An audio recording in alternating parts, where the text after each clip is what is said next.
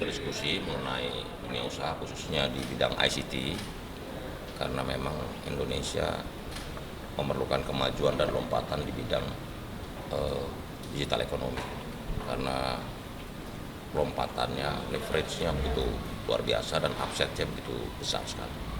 Sehingga kita mendukung dan juga kita sudah meminta kepada Kadin, kepada Mas Anin untuk Kadin membantu mengusulkan atau memberikan roadmap industri ICT dan juga soal digital ekonomi ke depan. Ada strategi khusus tidak karena kan mengingat saat ini kan kita sudah pindah ke IKN untuk ibu kota meskipun begitu Jakarta masih tetap jadi kota bisnis.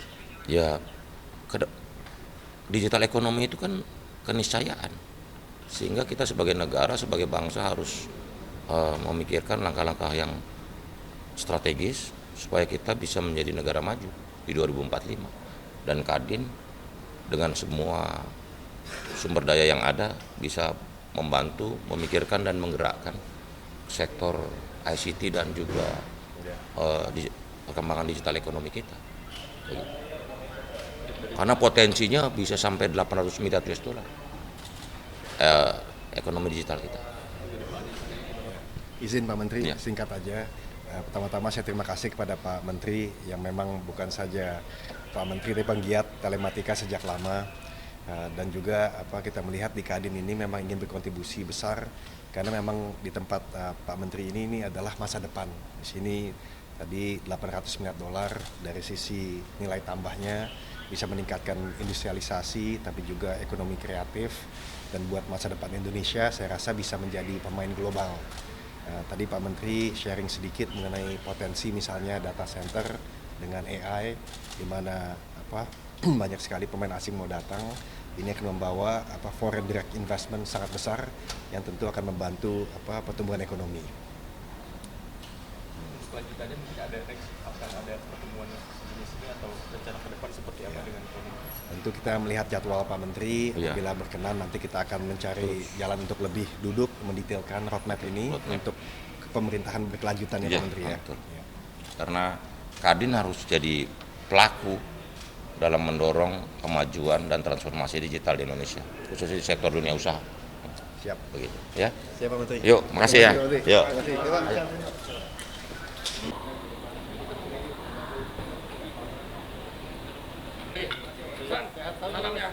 Baik, terima kasih.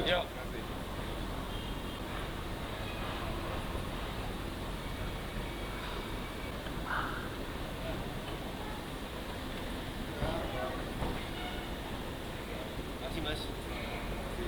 Mbak, Mas.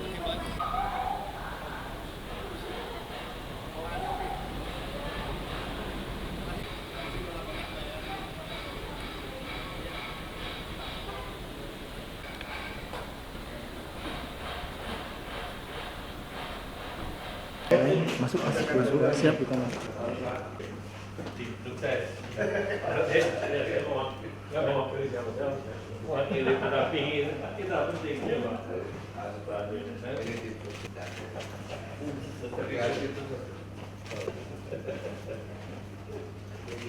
Alhamdulillah.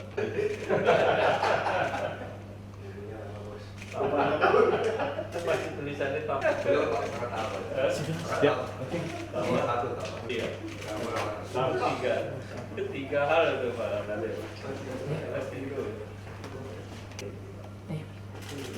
Sudah. Ada. Perhimpunan. Di belakang.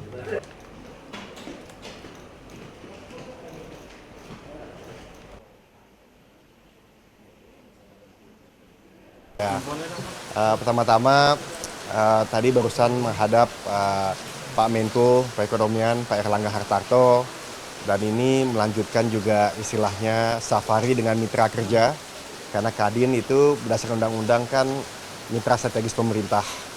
Jadi hari ini tadi bertemu dengan Pak Menteri Kominfo dan juga dengan Menteri Perekonomian yang tentu sangat banyak bersinggungan dengan Kadin. Nah, tadi berdiskusi untuk program dalam negeri, bagaimana kita bisa memastikan segala macam program yang telah baik dilakukan di era Pak Jokowi dapat diteruskan bahkan diperbaiki di era Pak Prabowo.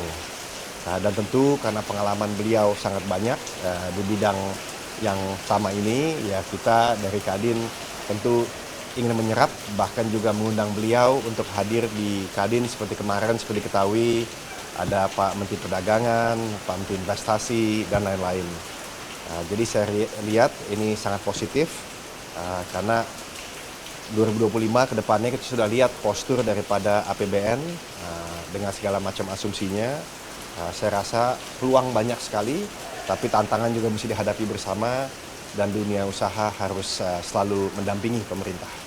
Kira-kira ada wejangannya dari Pak Menko untuk Kadin sendiri? Ya, wejangannya cuma dua. Yang pertama bagaimana Kadin itu bisa terus menjadi mitra strategis pemerintah yang efektif untuk bisa menjalankan roda perekonomian baik dalam dan luar negeri. Dan yang kedua bagaimana Kadin menjadi wadah dunia usaha. Bukan saja perusahaan besar, tapi menengah kecil, termasuk juga BUMN dan koperasi.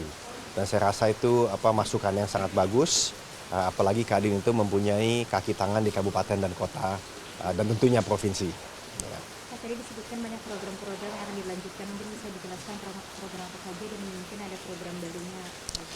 Ya, saya rasa tadi dibicarakan yang pertama bagaimana bisa menyangga daya beli masyarakat, supaya konsumsi domestik tetap kuat. Lalu juga bagaimana Kadin bisa berpartisipasi untuk mengawal program belanja pemerintah, termasuk untuk sekolah maupun rumah sakit. Dan juga bagaimana bisa memberikan suatu persepsi bahwa Indonesia itu memang aman. Dan memang aman sebenarnya sehingga FDI, Foreign Direct Investment, bisa maju terus. Dan berikutnya juga bagaimana apapun investasinya, pengolahannya baik sehingga bisa memperkuat ekspor kita tanpa melupakan tentunya juga UMKM. Kemarin dibicarakan juga sama Pak Mendak. Dan terakhir kita tidak boleh melupakan kepemimpinan kita di industri hijau, biru dan tentunya digital ya. Baik, terima kasih. Terima kasih. Ya, makasih ya. Terima kasih ya.